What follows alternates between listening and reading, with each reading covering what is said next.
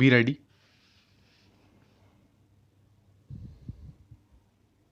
5 seconds. Start. Sir, the more important function that the upper house performs is that it suppresses the separatist forces and affords an opportunity to the states to have their say in national legislation and in fact in the debates in the Constituent Assembly. This aspect was put with great emphasis by the honorable members.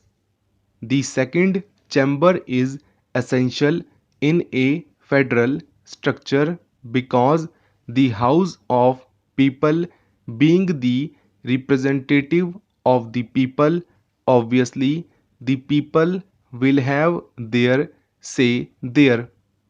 But the states also should have a say of their own in a democratic constitution, and the Rajya Sabha, being a council of states, obviously the states will have a say, and in our constitution we have recognized the importance of the voice of the states because certain constitutional amendments cannot go through unless they are passed by the majority of the states. Therefore, in our democracy, people are the main criteria, but the opinion of the majority of the states on important issues is also an important factor.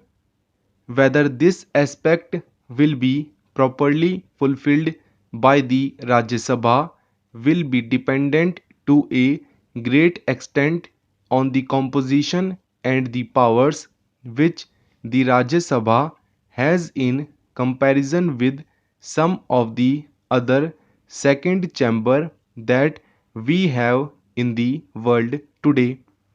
For example, the most powerful second chamber in the world today, everyone will have to agree, is the Senate of the United States. The Senate members are directly elected. Their powers are also much wider because the Senate possesses the power of even vetoing treaties which are agreed upon by the President.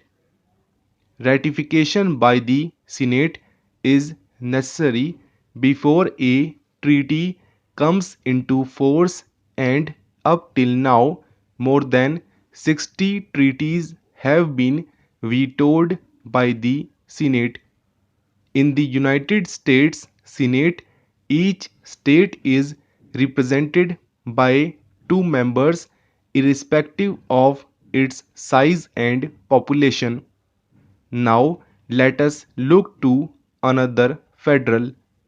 In Australia, the Senate is not as powerful as that of the USA. There are 50 senators and they are elected 10 each from the 5 states. Therefore, irrespective of the size of the population, uniformity is maintained there also of all the senates.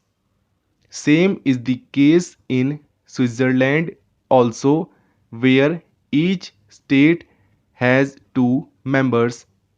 In Russia, in spite of the divergence and composition of the population and the area, 25 deputies are there from each republic.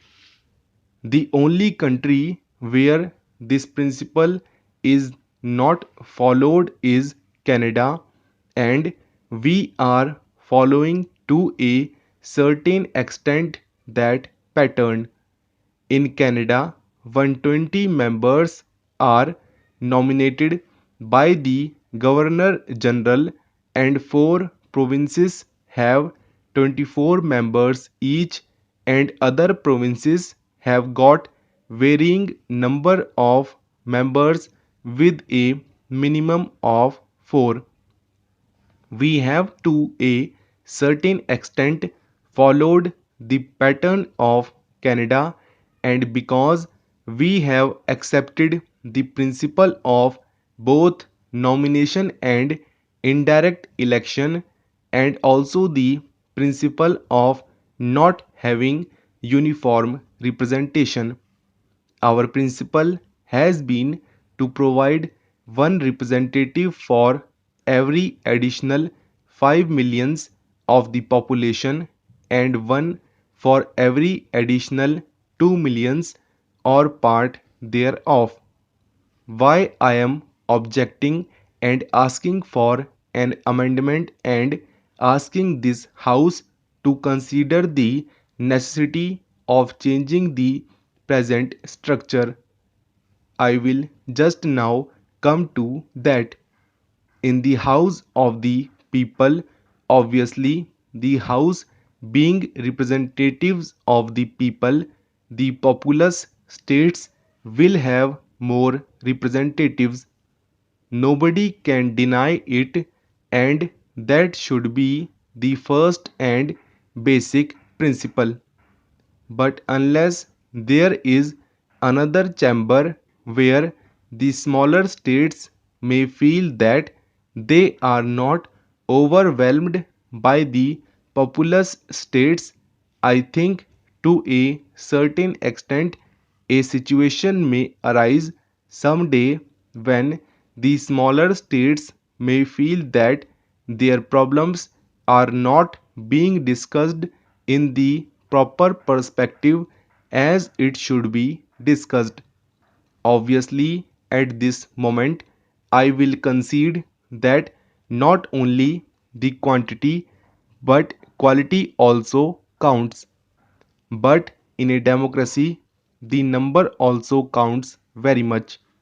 Nobody can deny, and in fact, this is one of the reasons probably which prompted all other federal democratic countries like the United States, Russia, and Switzerland to have uniformity of the number representing their states. In the United States, we find that the Senate and House of Representatives try to strike a balance of conflicting interests through different compositions conflicting with one another.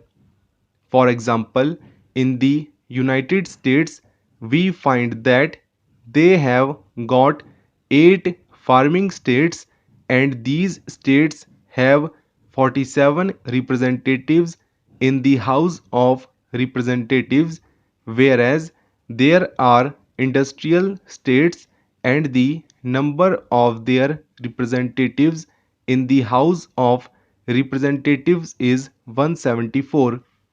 In the House of Representatives, the disparity is there.